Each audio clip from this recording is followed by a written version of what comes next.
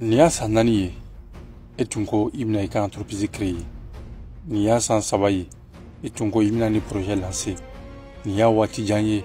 etunko ibina ni kalan ke, ibina ni formation ke, ibina ni ko ke, ibina ni ke, ibina ni ke. Nga biya beto woli ima se ka foi ken sila. Ntari ibina procrastination kono. Ibse ka mi ke bi ka bla senina. Ni video kulu nu kono mina ideme. Ibse ka boy ka procrastination kono to gamina ki ka productivité yakubaya mi se ka to imana décision ta abse ka réaliser to gamina imana objectif fixé là ibse ka réaliser to gamina afalo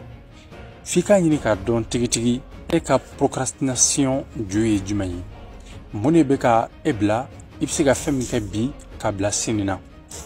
Les sinistres ba fascine kene ibeto de la fausse sambi ban complètement ka sori maseka foi ke ika objectif là donc fika nyini ka don ni tigi ni koni a cause jumayi do tab se ka ke parce que motivation tout là magalabu kosebe do tab se ka ke c'est parce que ou tisse ou ka watu kene togoya là ou tisse ou ka watu gérer togoya là mim se ka to nganka komi ke wati min kono ka se ko bele de dantige bara ka se ka noya o bol do tay salai do tay c'est parce que ou de là ka échoué fin de là au sentiment bola au émotion négative bola o ribika ou bali ka kokura wara oké do wati minani area don tigi ne ka procrastination kunye lidi fere krenglen no bise ka sorala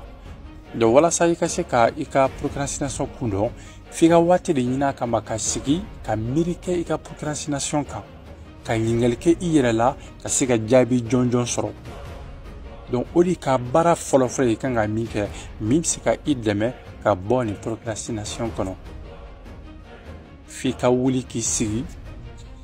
ka wati dédié à la ka yingalu tenku iyere ba kuna ka se ka ika procrastination judo. En ka vidéo nata kono amina fere krengeno dima mi se ka idema ko sebe ka bo ni problème kono a emi ka partager même se ka to mo chama mi se ka bon ni problème kono la to amina parce que en société fambe ni problème su gawri la wallahi wuli ka doke yirei